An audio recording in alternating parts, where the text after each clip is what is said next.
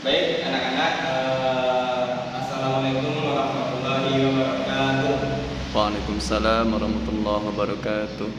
Bagaimana kabarnya anak-anak semua? Apakah sehat? Alhamdulillah sehat Pak. Kali ini Bapak sebagai guru pengganti Bapak Samsudin, karena beliau sekarang ada acara keluar kota, dan untuk itu Bapak akan mengambil alih kelas pada hari ini. Perkenalkan sebelumnya, nama Bapak Vicky, Bapak tamatan dari IAIN Pariaman, dan Bapak berdomisili di Kota Mampang.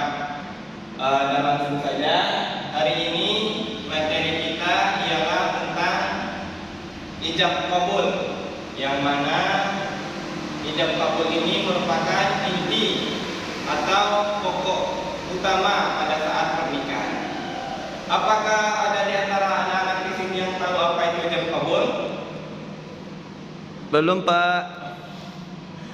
Baik, jadi Bapak terangkan ya. Ijab kabul itu merupakan sebuah rukun dalam pernikahan, yang dimana pada saat ijab kabul itu terjadi penyerahan dari wali nikah perempuan dan kepada pengantin laki-laki. Kalau kita lihat secara bahasa, arti ijab kabul itu, ijab berarti ialah penyerahan, yang dimana wali nikah perempuan akan menyerahkan anaknya atau adiknya ke pengantin pria, dan kabul ialah penerimaan dari pengantin pria dari wali nikah ke pengantin pria.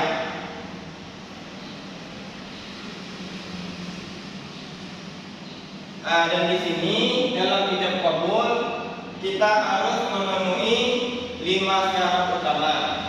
Yang pertama yang harus kita penuhi ialah adanya pengantin pria.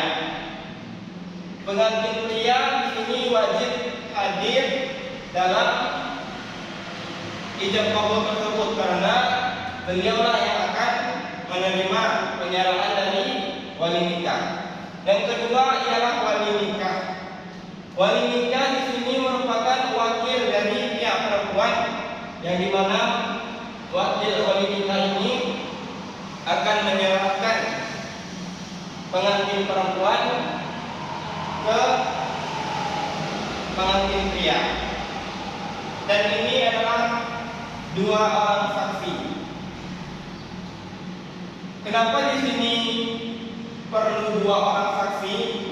Karena ini sudah tertera dalam Al-Quran, yang mana Allah menegaskan bahwasanya ketika terjadi akad nikah, ketika terjadi ijab kabul, harus ada 2 saksi yang adil. Yang adil ini maksudnya ialah 2 orang saksi yang tidak fasik. Dan yang terakhir ialah mahar. Jadi ini merupakan 5 syarat yang wajib kita penuhi dalam ijab kabul.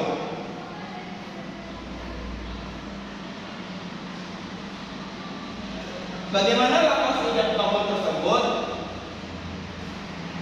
Lafaz ijab kabul yang pertama kali akan dilafazkan oleh wali nikah, yang dimana wali nikah akan membacakan lafaz ijab yang bunyinya seperti, saya nikahkan anak saya si putri, misalkan kita kasih namanya, dengan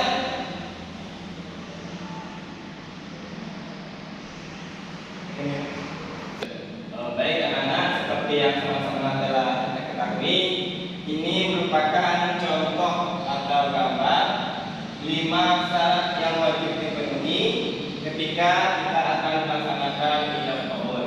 Di sini Bapak sudah tempelkan beberapa gambar. Yang ini yang pertama ialah gambar pengantin pria, yang mana pengantin pria ini akan bersalaman atau berjabatan tangan dengan wali nikah perempuan. Pada saat ijab kabul tersebut, Wali nikah akan membacakan lafaznya. Saya nikahkan engkau dengan anak kandung saya, Putri bin Sulaiman, misalkan nama ayahnya.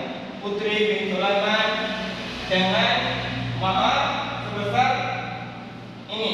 Kalau di sini dicontohkan maharnya sebesar 20 juta rupiah. Dan ini mahar itu terserah. Kalau mahar dalam pernikahan ini berupa harta atau mungkin bisa jasa yang kita berikan. Biasanya kalau di Indonesia mahar yang sering diberikan itu ya seperangkat alat sholat. Saya nikahkan engkau dengan putri saya yang bernama Putri bin Sulaiman dengan mahar sebesar seperangkat alat sholat dibayar tunai. Ketika wali nikah menyebutkan atau membacakan lafaz ijab tersebut, maka akan langsung diterima oleh pengantin pria dengan nama qabul. Contoh lafaz penerimaannya ialah saya terima nikahnya Putri bin Sulaiman dengan mahar seperangkat alat sholat misalkan dibayar tunai. Lalu disinilah tugas dua orang saksi, yang dimana dua orang saksi ini harus benar-benar memperhatikan lafaz ijab dan qabul dan kelengkapan atau kecukupan syarat dari pernikahan, karena mereka berdua yang akan menjadi saksi pernikahan dua manusia ini. Oleh karena itu, seorang saksi haruslah orang yang alim, tidak boleh orang fasik atau orang sembarangan, karena orang fasik itu saksinya atau pengakuannya tidak diterima. Makanya kita harus mengambil saksi itu orang yang terpercaya, yang dimana di kesehariannya mereka tidak berbohong dan taat dalam agama, sehingga perkataan mereka ini bisa menjadi bukti yang kuat ketika adanya sepasang suami istri yang melakukan pernikahan. Dan di sini ialah mahar. Mahar di sini merupakan mutlak hak pengantin perempuan, yang dimana ini merupakan seserahan atau ibaratnya mahar yang diberikan kepada pengantin perempuan, dan ini sepenuhnya milik perempuan dan tidak akan dibagi kepada pengantin pria. Ijab qabul merupakan proses yang sangat sakral, di mana biasanya pertanggungjawaban perempuan atau wanita itu dibebankan kepada ayahnya atau saudaranya. Tetapi ketika ijab qabul tersebut, maka tanggung jawab seorang wanita tersebut pasti langsung akan dipindahkan kepada suaminya. Begitulah sifatnya ijab qabul, yang dimana dapat memperpindahkan pertanggungjawaban antara dari perempuan kepada ayahnya ketika ijab qabul dan langsung akan berpindah kepada suaminya. Dan dalam ijab qabul ini kita harus benar-benar memperhatikan semua hal tersebut agar tercapai atau terjadinya pernikahan yang benar-benar sah. Jangan sampai kita terlalu menyepelekan syarat-syarat tadi. Kenapa demikian? Karena ketika ijab qabul itu tidak sah, mungkin syaratnya tidak cukup, atau mungkin walinya atau ayahnya adalah orang yang fasik, orang yang sering berbohong, sering berdosa besar, sehingga pernikahannya sah. Tapi ketika itu diteruskan, maka akan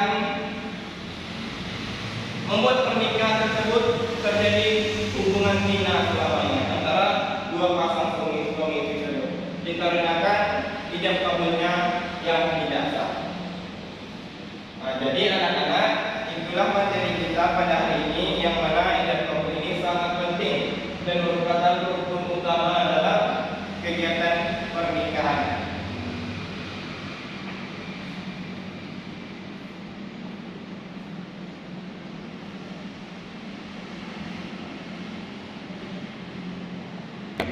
Jadi hikmah yang dapat kita ambil dari ijab qabul ini ialah itu merupakan suatu legalitas atau benar-benar terbukti bahwasanya seorang pria dan seorang wanita ini telah dinikahkan, dan itu merupakan sebagai bentuk publikasi agar tidak terjadi fitnah ketika ada seorang pria dan wanita mungkin hidup serumah atau gimana, maka mereka akan dapat dipisahkan melalui dua orang saksi.